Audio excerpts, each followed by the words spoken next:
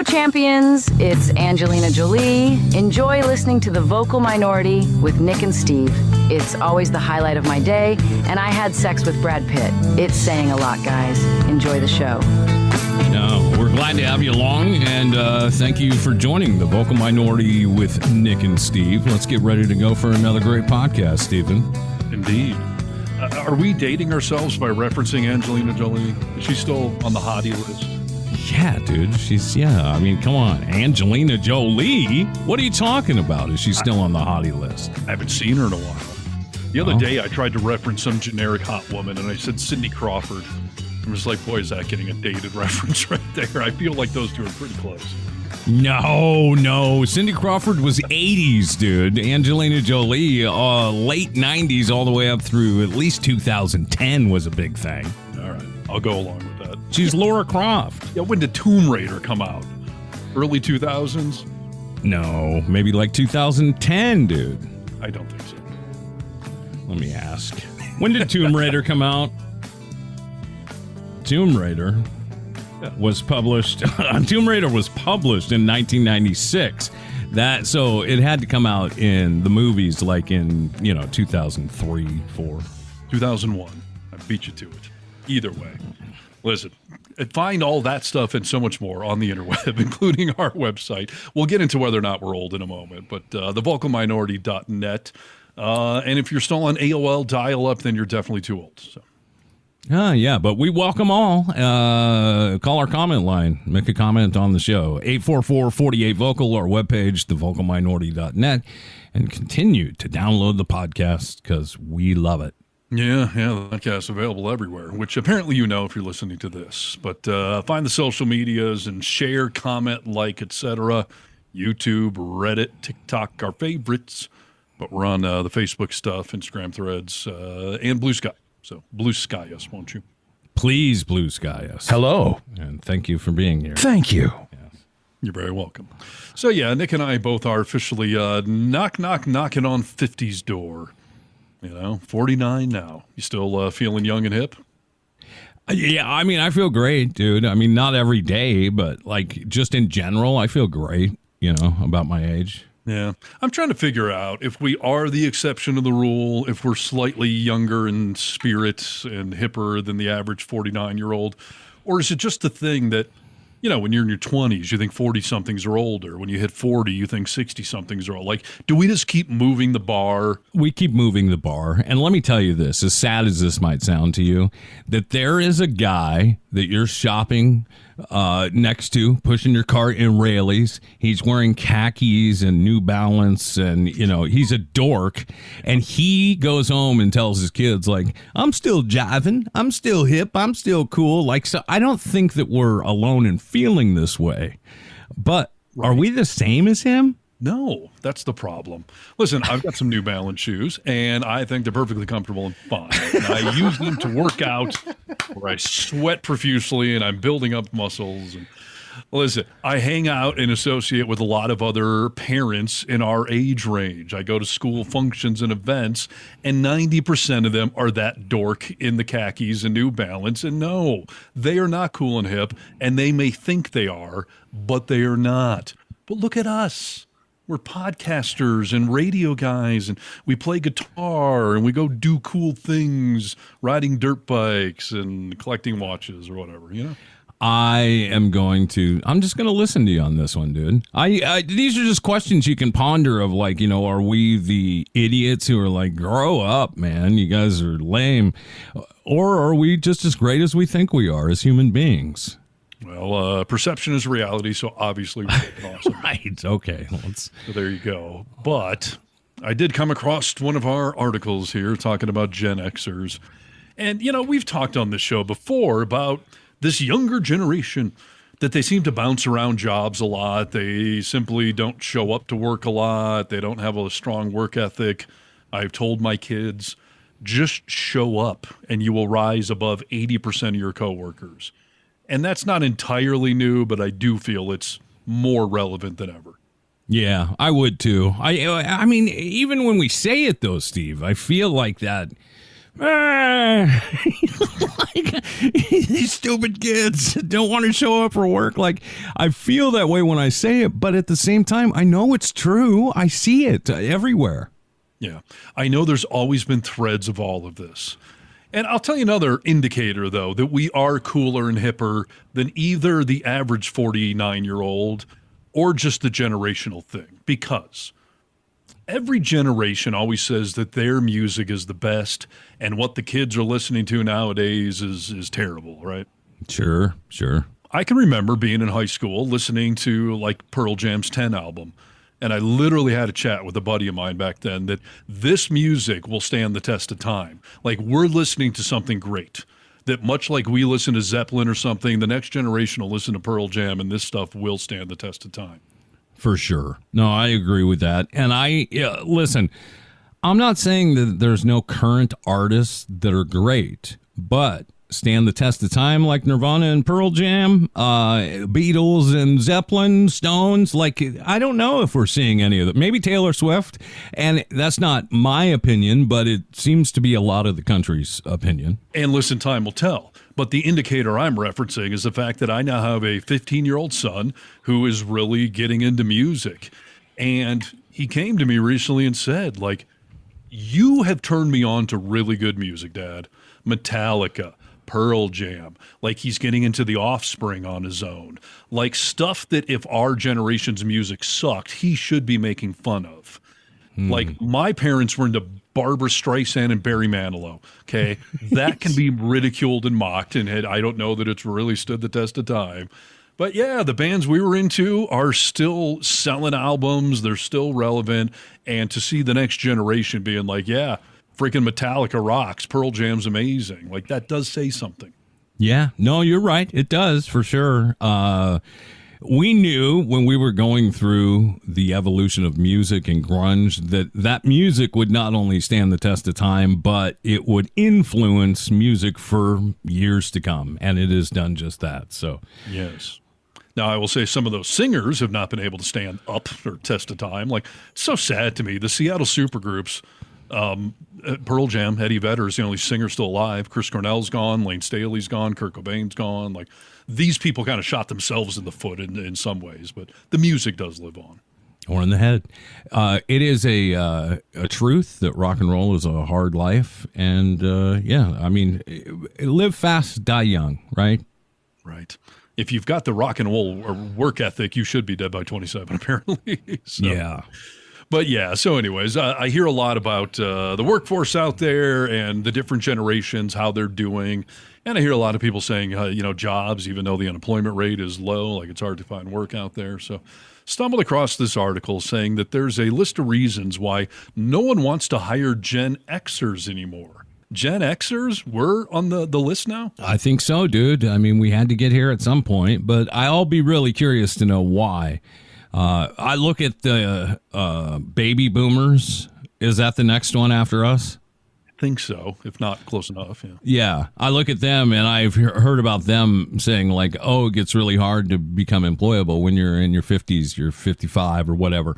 And I always thought, oh, that's ageist. That sucks. But it's definitely true. So if we're walking into this corridor now of not being hired, I fear for my life. Yeah. And Gen X, I did look it up just to confirm, like we're on the tail end of it, but anyone born between 65 and 80 are Gen Xers. So Nick and I in the mid-70s, we're on the tail end of it. So there is a group that's about 10 years older than us, so they'd be in their late 50s, but, still 40s, 50-somethings. That's still pretty young and active out there. Yeah. Let's see what's on here, dude. I will fight to the death. Right. The first one on here is something that I have been... I don't think retirement is an option for me anytime soon, but I do realize there are people in our age demo that are getting ready to retire if they're able to do it on the earlier end. And the first reason on this list is they don't want to hire Gen Xers because they fear they're going to be retiring soon. That's interesting. Yeah, that would be, I would think that that's mainly, what'd you say, it started in 68? 65 to 80. Yeah. Okay, so 65. Yeah, I mean they're retiring now for sure. But like us, I'm not retiring anytime soon. Like if you hire me right now, prospective employer, like you've got at least a decade, if not more. Right. Yeah. And it's funny, the first line in this little article says most Gen Xers are terrified they'll never be able to retire. Isn't that true? Yes, it is. So I agree with you. Hire me, and I don't think I'm going anywhere anytime soon. But yeah, that just seems unrealistic and unfair that we're close to retirement. We're not in our 60s or certainly in the 70s, and most people don't retire by 55. I mean, that's crazy. Yeah, I think it's starting to happen now with the haves and the have-nots because of like the Silicon Valley, all the tech boom and stuff like that. Like I know there's a lot of people in their late 40s, early 50s retiring, but like when we were growing up, like you worked until you were 65 and hoped you could retire then, you know. Right. Kennedy, my lovely girlfriend, is coming up on 30 years on her job, and she's got one of these jobs that has a 30-year pension. Nice. But even she has said, like, okay, I'm eligible to retire in a couple of years, but I don't see myself just not working. Like, I'll either continue on with my current job in some fill-in capacity, or maybe I'll go do something entirely new, because obviously if she retires at age 55, like we just said, there's still a lot of work years left in your life.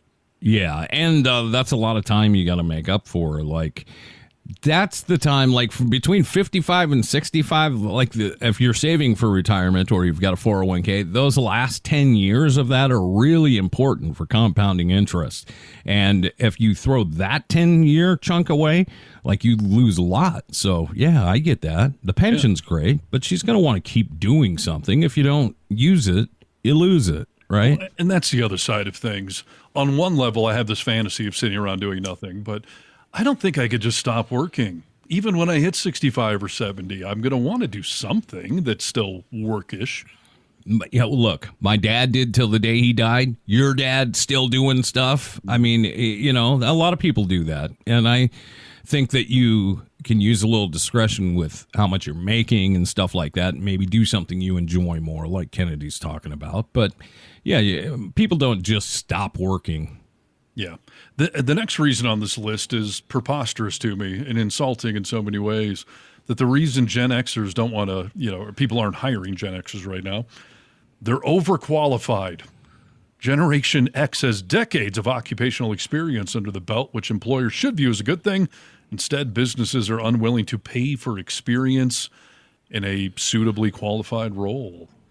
And yeah, I think that's the truth, dude. I really do. I mean, it used to be like, oh, yeah, you go in for a job, and if you've got the experience, you know, you're going to get the job. But it's not that way anymore because people think, oh, I don't want to pay those salaries, and we can train them to do this. We'll get them there, you know, in no time. It doesn't work, but yeah. Yeah. And what about this notion of a college degree? You know, we need a college degree for this job. And as I have been thinking about some of this stuff recently, a college degree of mine would be from the 90s. Like, is that even relevant? Any industry has changed infinitely since I would have gotten a college degree. This is a weird one because for people that don't have a college degree, I'm not saying that all those people, because I'm one of them, that were stupid. But there is a lot of people that don't have college degrees that have failed to study and gain knowledge on their own, that have become stupid. When Rachel talks to me all the time, she's like, I don't necessarily look for a college degree for, you know, oh, I got my bachelor's of arts, you know. It's not for the job, but I want to know that you have put your nose in a book and learned about the way this country was developed and what happened. You know, like I want you to know some things. Like that's important. Listen, that's fair. I understand that there's a work ethic to getting that degree, but Kurt Cobain would have still been alive when you and I would be getting these college degrees. So I just sort of question what the relevance is. I have noticed a lot of industries nowadays say college degree or 5 years equivalent work experience. That makes way more sense. Sure. Yeah. For the work experience side of it. Well, look, we both went to school. I went to college for a couple of years. I learned so much more on the job training than I ever did in college. Of course. I have told my kids repeatedly, college degrees have become way overvalued. First of all, the notion of going to an Ivy League school or whatever is ridiculous. Unless you're in that top tier, you want to be a Harvard lawyer, work for some firm that only hires, blah, blah, blah. Most degrees, they just want to see what you just said. Like, did you manage to stick it out and get a degree? Like, you don't need to go so deeply in debt. And yeah, the actual value of a degree is way overstated, because once you get your first real job, no one really cares anymore what your degree was in. They want to know, where'd you work in the industry? Which one of my competitors did you go learn at? Or what skills from the real world do you have? Not did you get some freaking degree in travel and tourism, or Bachelor of Arts or whatever it is, We were in a weird time in all this because when we were younger kids, like, college was a privilege. It wasn't something that everybody did, and that's the only way you could get a job. But when we got older and we got into our 20s and then late mid-20s, people were saying, like, we only hire people with college education. So we were there without college educations. I used to tell Rachel, I don't understand why you can't just lie. Like, say, yeah, I got a college degree from so and such university. She was like, you should never do that. I was like, why? Why? If they don't really care, they just want to know I got a college degree, why can't I lie about it? Because we were in radio. Radio stations started being like, college degrees only. Like, are you serious? Right. Listen, it's super common that people lie on their resumes, because most employers will never fact check something like that. And also, by the way, I mean, I know this is going to make us sound old, but any college degree you would have gotten in the early 90s is pre-internet, pre a lot of people doing electronic databases. So I would challenge you to call a college and say, hey, in the year 1992, can you pull up someone's record and confirm if they were even at the college? And I don't even know if they can do that if an employer just calls. So, yeah, I'm not encouraging people to lie on their resume, but people do it all the frickin' time. And most employers are either too lazy or just unable to fact check most of it. Completely. George Santos got away with it for a long time. He was, an elected representative. Right. And it's only until you become so public that someone would even bother fact checking that stuff. Right. Most people will just give you the benefit of the doubt. And if you do the job fine, no one even cares. So just learn the school fight song, dude. That's all you need to do. Right, exactly. Let's see. More reasons Gen Xers can't get hired nowadays. They're stereotyped as tech resistant. Where the hell does that come from? We're very tech savvy. We grew up in the age of computers. We grew up in the internet. Well, just on the tail end of internet becoming a thing. But how are we not tech savvy? Computers and video games, all that stuff have been in our lives for almost all of it. Listen, we're the only generation that knows how to do both, right? Right. Like, I mean, we know how to live pre-internet with Thomas Guide, and we know how to get on MapQuest. We know how to use a GPS. Like, dude, we learned all that stuff. It was at our fingertips as we were 19, 20 years old. Yeah. I don't get it. This article says Gen X is often deemed as being bad with technology as they didn't grow up with the same technology of today, I guess. But Gen X was there when the old magics were created. They learned on DOS, watched the rise of Microsoft, and helped pioneer social internet as we know it. Unfortunately, though, employers worry that Gen X workers may be harder to train or will struggle to adapt to digital technology. Like the generation above us, absolutely. But no, like you said, we've been here for the evolution of all this stuff. So I think we would actually be easier to train. Well, think about this, though. Like our old producer would fall into this Gen X space, and he was completely like, I'm not getting on TikTok. I'm not learning to do that. Like he was, if you're adverse to technology and you're not going to open yourself up to it, well, then that's on you. But you can't label us as a generation like that. No. I know some of us may be crotchety old men on the front porch in our robes yelling at the kids to get off the lawn like he was, but please, not tech savvy. Come on, dude. How about this? Again, this is sort of a backhanded compliment in some ways. Gen X actually has obligations outside of work. Companies refuse to provide a work-life balance, are often resistant to hiring Gen X because, we have like relationships and children and other hobbies and things we would like to do outside of work. Apparently that makes us bad to hire. Listen, I call bullshit, right? Because we are the generation who ignored all that shit and work right through all of it. We are the generation that don't know our children because we work long weeks. And, right. The kids that you're hiring today have also a mindset of I require work-life balance, and I will dictate what work-life balance looks like. We didn't have that option, so what are you talking about? Yes. I feel like a lot of this is unfair, including the next thing, which we just sort of got into. They say the Gen Xers' experience outweighs their education. Common sense would indicate that actually doing the job for many years would provide more qualifications than that printed degree. But some hiring managers, though, have different perceptions of what a degree actually brings to the table. Are we interviewing with 22-year-olds fresh out of college? Because that's the only one that would say something like that. Obviously, real-world experience is infinitely more valuable. Of course, dude. Unless you're talking about being a doctor or a lawyer or something that requires, teachings like that. But yeah, for business, for sales, even a doctor or a lawyer, we went through the school, we got those degrees, and now we've spent years actually doing it. Sure. Yeah, you have both, I suppose. But yeah, doesn't make a lot of sense to me. I think this article is written by a 17-year-old, is what I'm picking up on. Could be. Gen Xers are perceived as uninterested in professional development. Gen X is often considered uninterested in furthering their professional education, but are simultaneously not offered opportunities for upping their skills due to their age.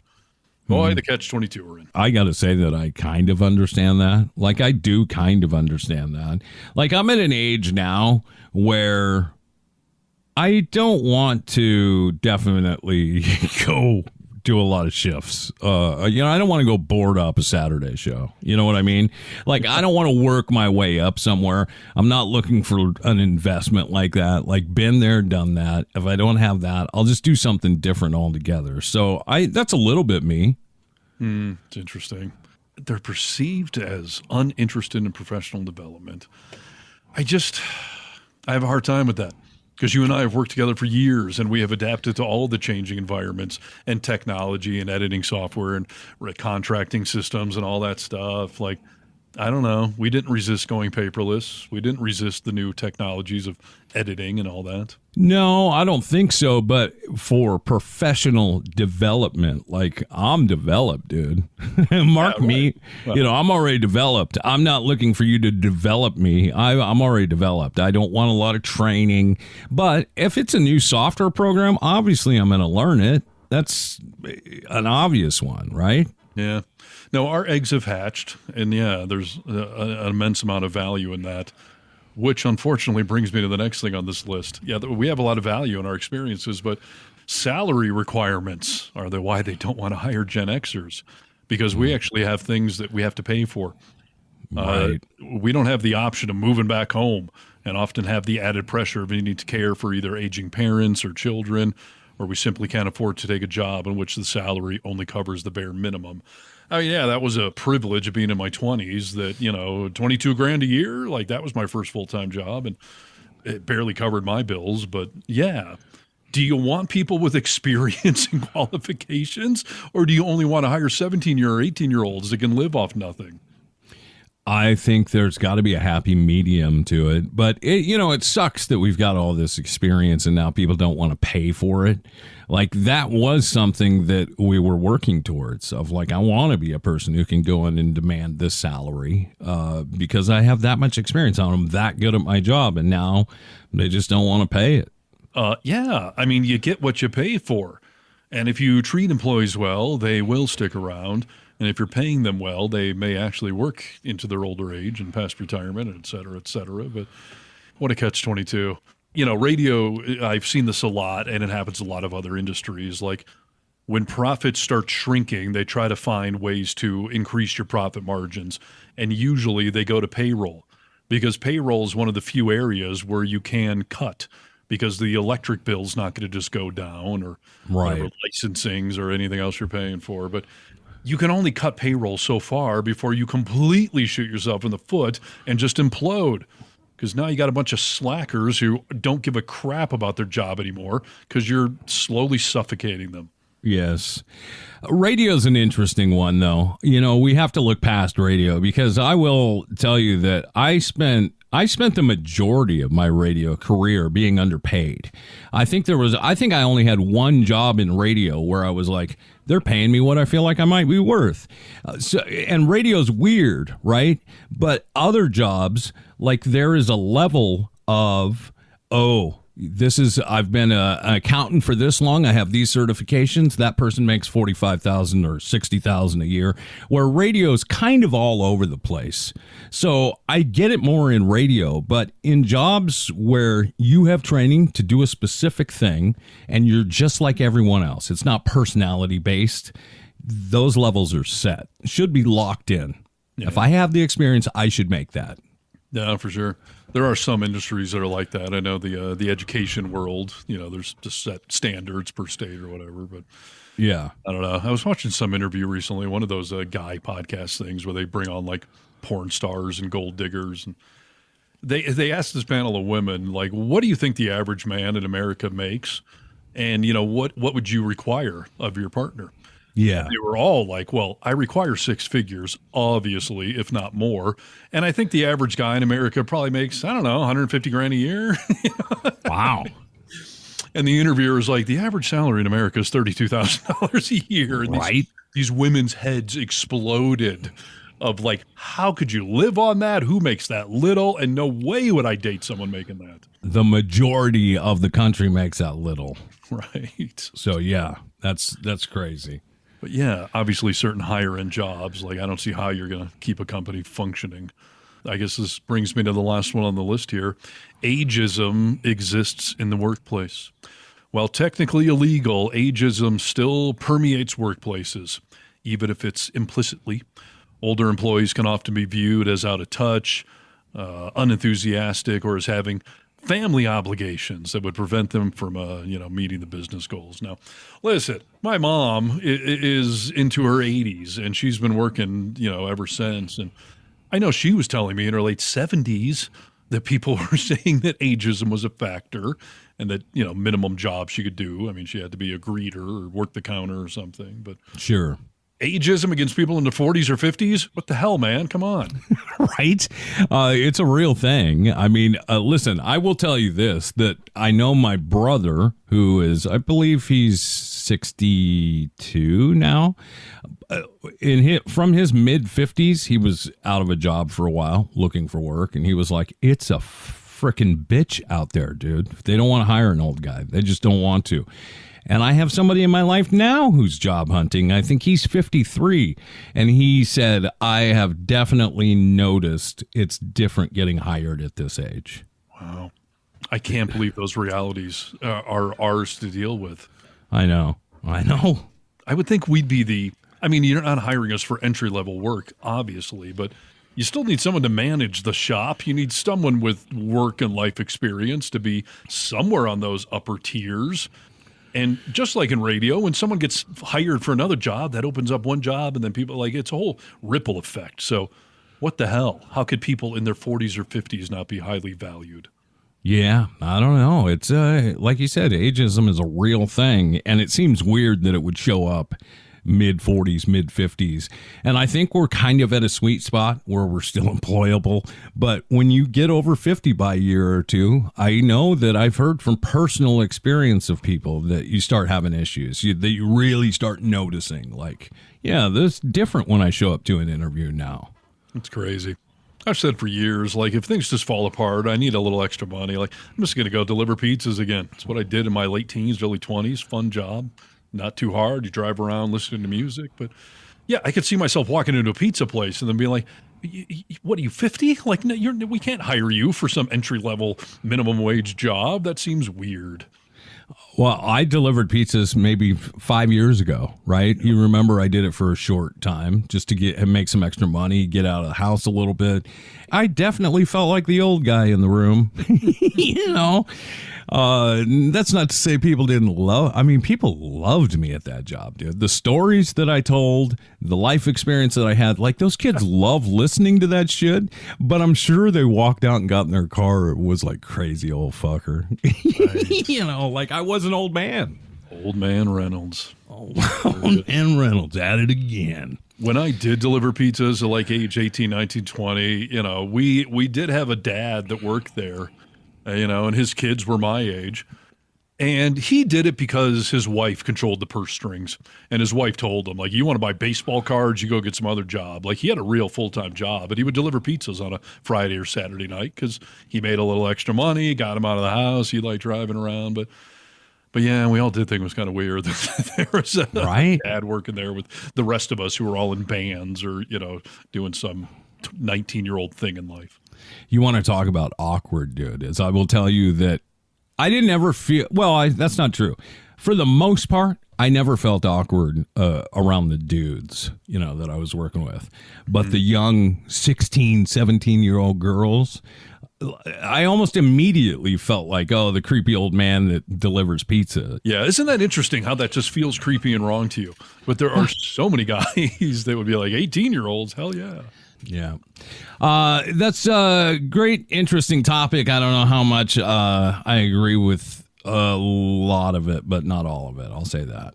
Well, it worries me for, what lies ahead in the work world for us. Hey, talking about rolling forward into a new life, a new world, you and I are both doing a bit of that, not only with this podcast, but other areas in our lives. You've made comment on the show a couple of times as of late that you've got a few projects that you're working on all at the same time. And there's been a little worry with the people that care about you that maybe you're headed towards burnout. I mean, you've really been working the midnight oil.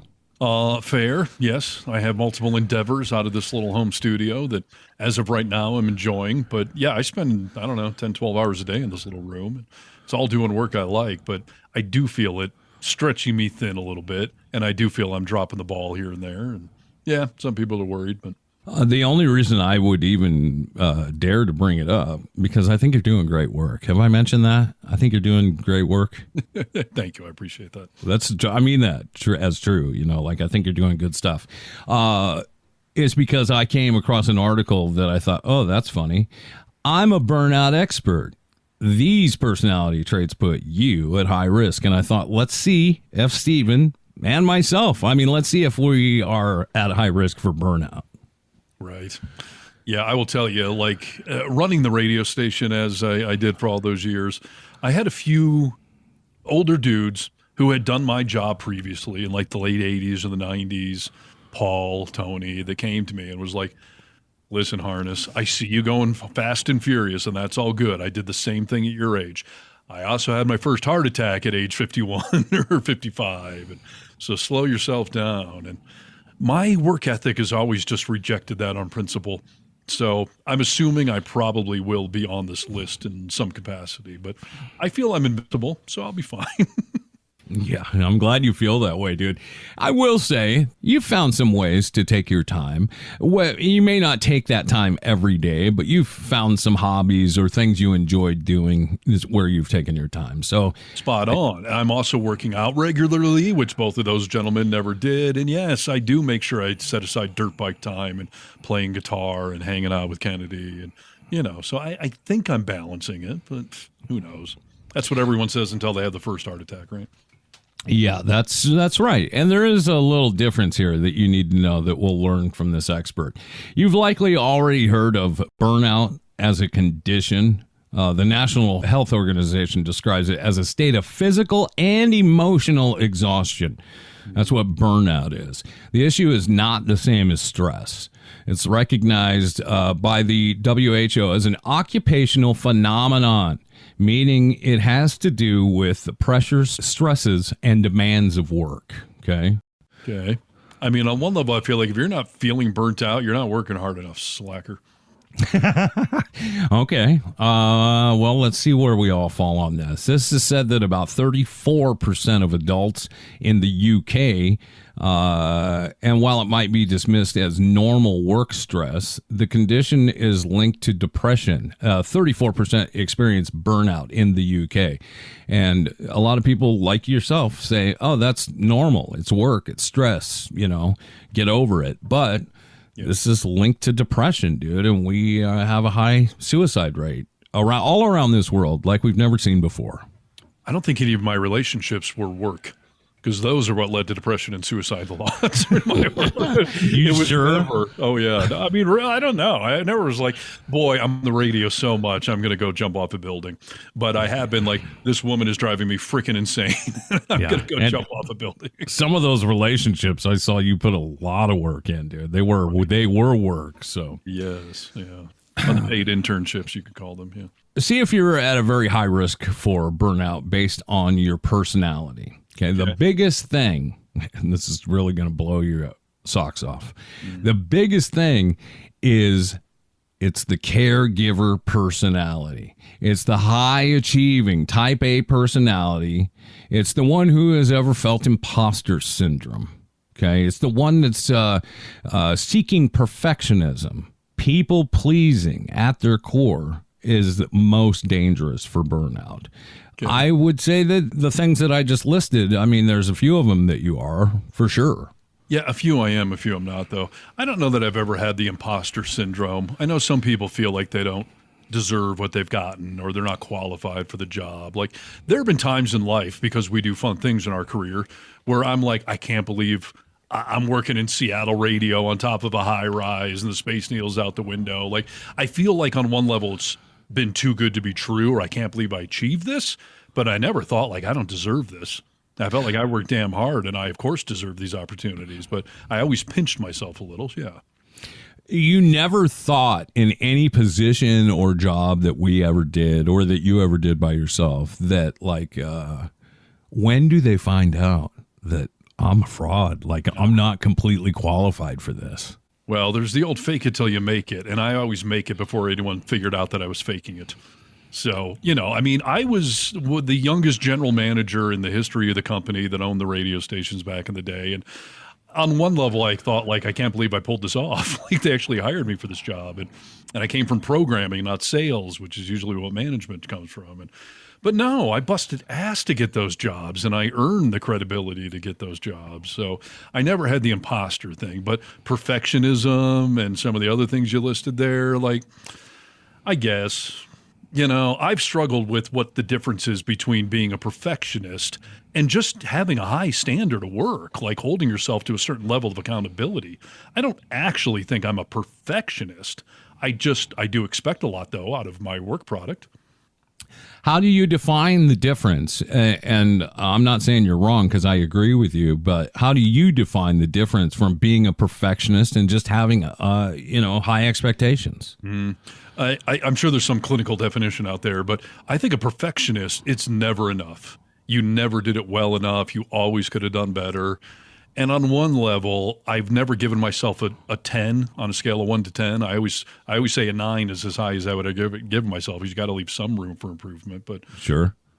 But no, there's times where I feel like I could have maybe done more, but I don't think I strive for actual perfection.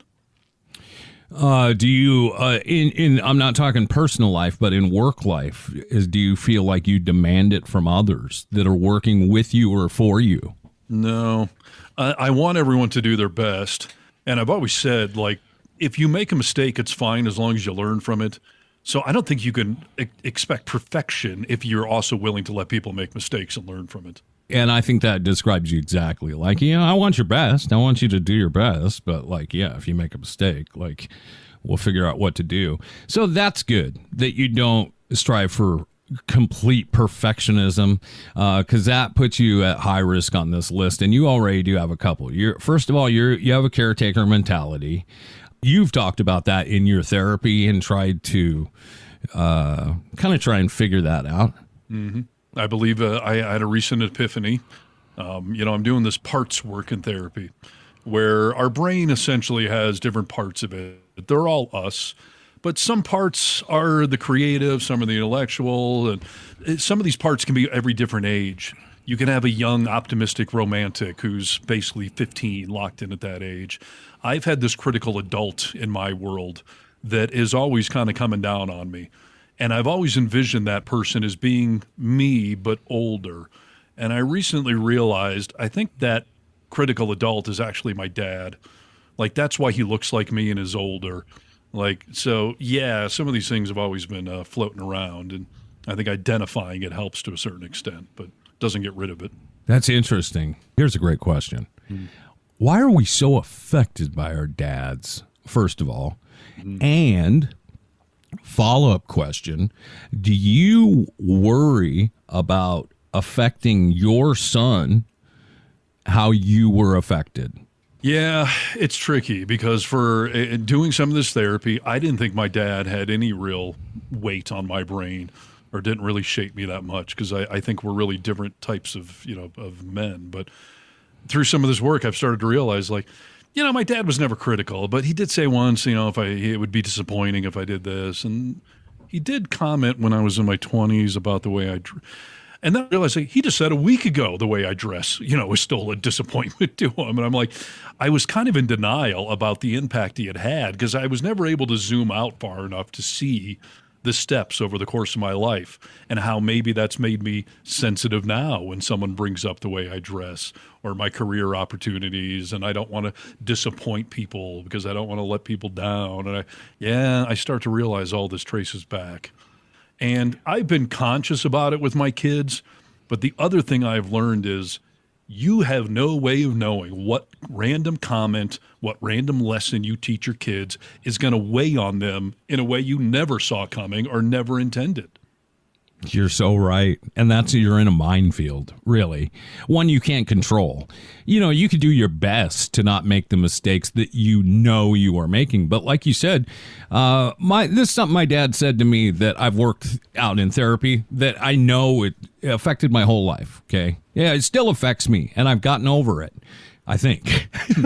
My dad, I should say that I did get past this with my dad into my later years in life. But when I was a kid growing up, no matter how great I did, my dad would always congratulate me. But it was very quickly followed up by, next time, maybe you can do this. It was never enough. Yeah. We could never celebrate this victory for very long. And that affected me well into my older age. Yeah. Listen, there are some classic pitfalls that I think a modern day parent can avoid. You can't avoid all of them because, like I said, you could try to do something good or something wise and it just hits the kids differently. But one of the classic sort of bad parenting techniques or lessons is if your kid comes to you and they got a 98 out of 100 on the test, a bad parent will say, "Why'd you miss two?" Not, "Congrats on getting a 98. Oh, that's amazing." The negative parent will be like, 98? Why'd you miss two then if you're so smart? Like, right. So there's pitfalls like that you can just avoid, Yes. And that's why it was so confusing with my dad because he would celebrate it.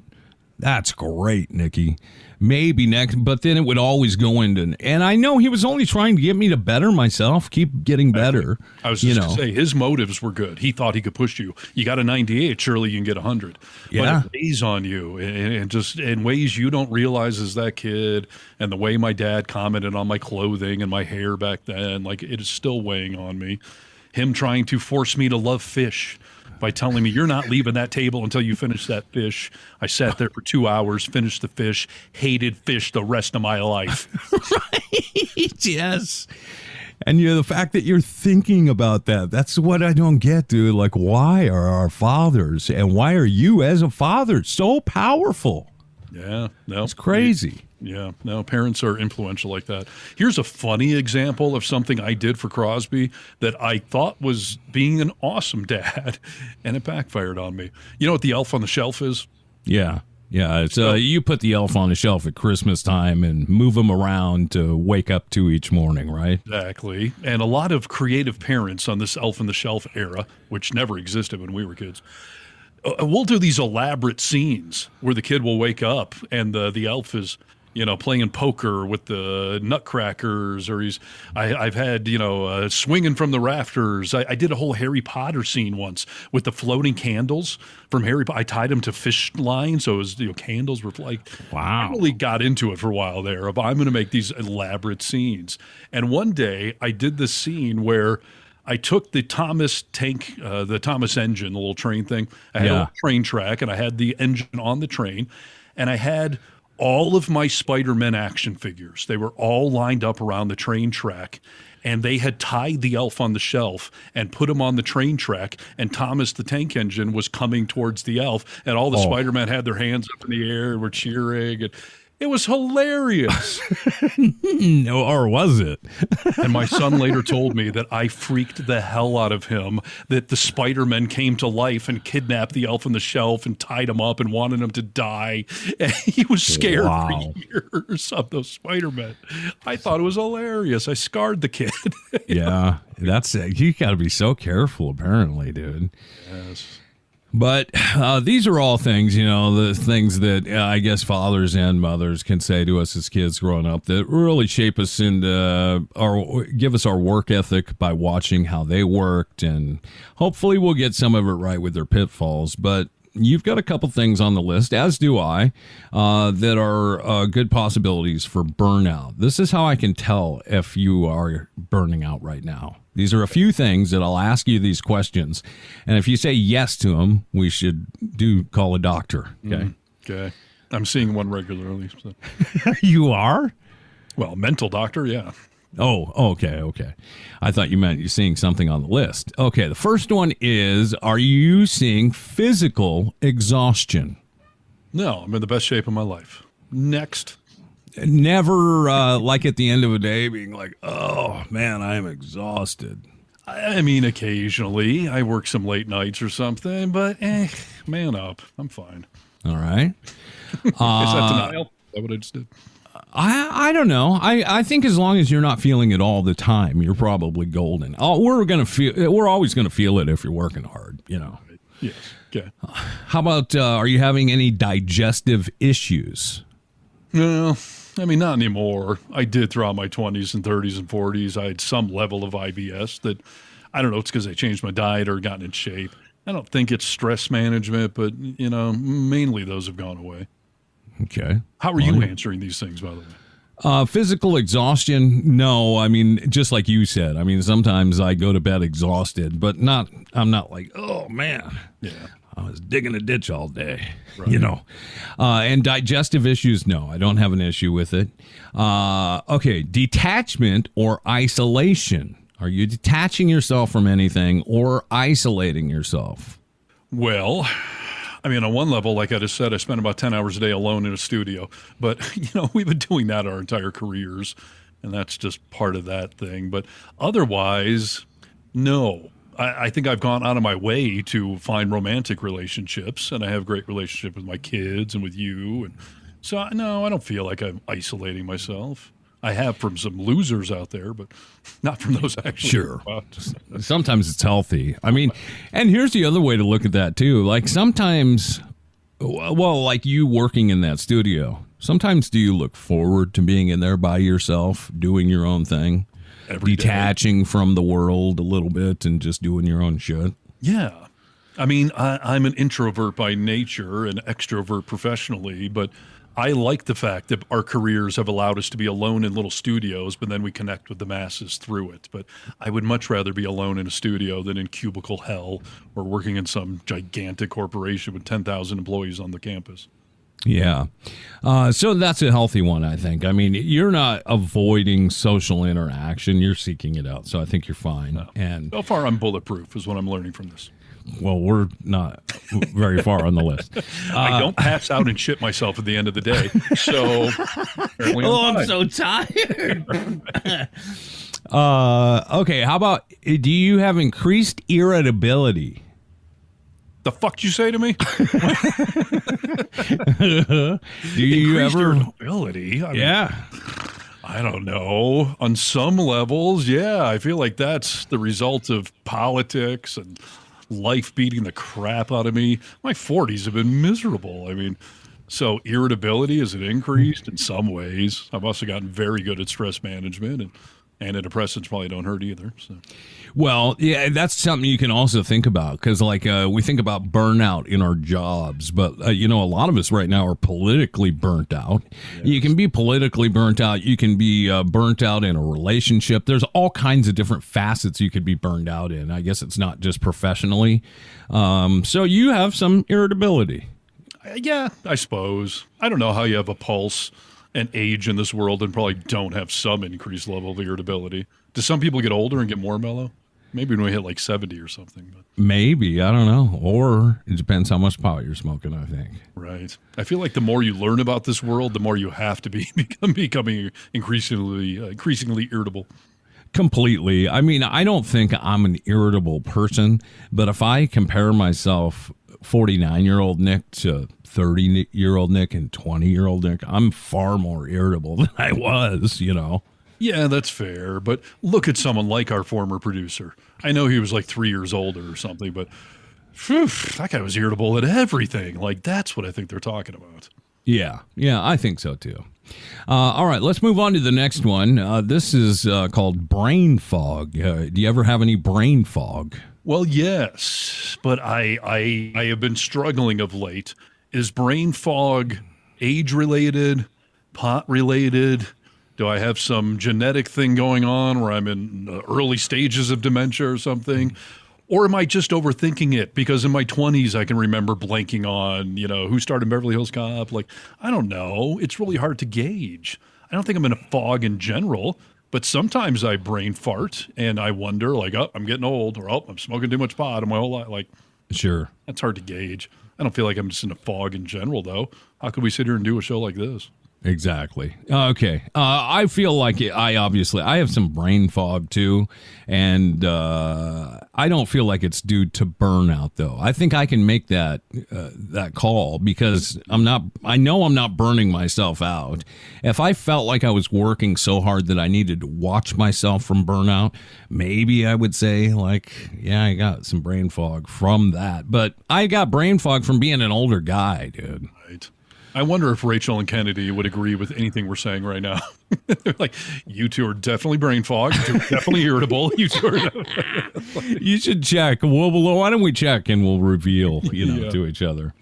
Okay. What about negative expectations of the future? Well, I mean, a phrase that I have learned in therapy and brought to the show is future tripping. Like what if something bad, what if this person does that? Like, there's a fine line between planning for the future and dreading it or overthinking it. Yeah. So am I future tripping all the time? No. But am I prone to doing it? Somewhat. But life has also taught me that things don't always go the way you thought they were, or they don't always have happy endings. Well, I think that's healthy, is just to be aware of that. But this is saying expectations. So do you expect your future to be negative? No. I assume there's a possibility, but I don't expect it. No. Right. There's always a possibility that negativity or something negative can creep in at any moment. I mean, that's just life. But yeah, I wouldn't see that in you, and I don't see it in myself. So I almost think it would be unhealthy to just assume everything's rosy and great. It'll always be that way. Like you're setting yourself up for heartache in that world. Yes. Yeah, there's a balance that you need to find so you're a part of reality. Do you feel hopeless at all? No. I mean, again, I've been through some shit in my 40s, and I was severe clinical depression for a while.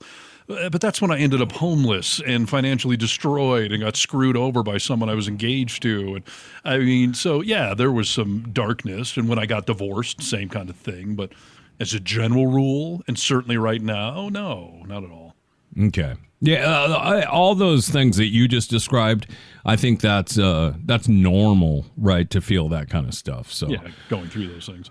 Yeah. If you're just a Eeyore in general, Debbie Downer all the time, that's right. That's probably head into burnout, yeah. Do you have increased anxiety? I mean, every day when I read the news. I mean, what about in life? Well, I mean, the older you get, the more you do have responsibilities. I have some level of anxiety about that, but I definitely don't feel like I'm anxiety-ridden by any means, no. But you don't have to take anything for it. You're not drinking for it. You're not smoking pot specifically to get rid of anxiety. You're not taking a pill. I don't know. What time is it? What day of the week are we talking about? Like, listen, there's some days where at the end of the day, I'm like, yeah, I could use a cocktail. Like, this has been quite a day. But every day, am I trying to drown my sorrows or my anxiety? Like, no, definitely not. And I struggle with that too. Like, there are some times where I think it's perfectly acceptable to smoke a bowl or to have a cocktail because, man, this has been a hard day. I just want to detox. Sure. Yeah. And I don't know where the line is where now is a problem, other than the classic definition of if you're not able to maintain jobs, relationships, pay your bills, then yeah, it's a big problem then.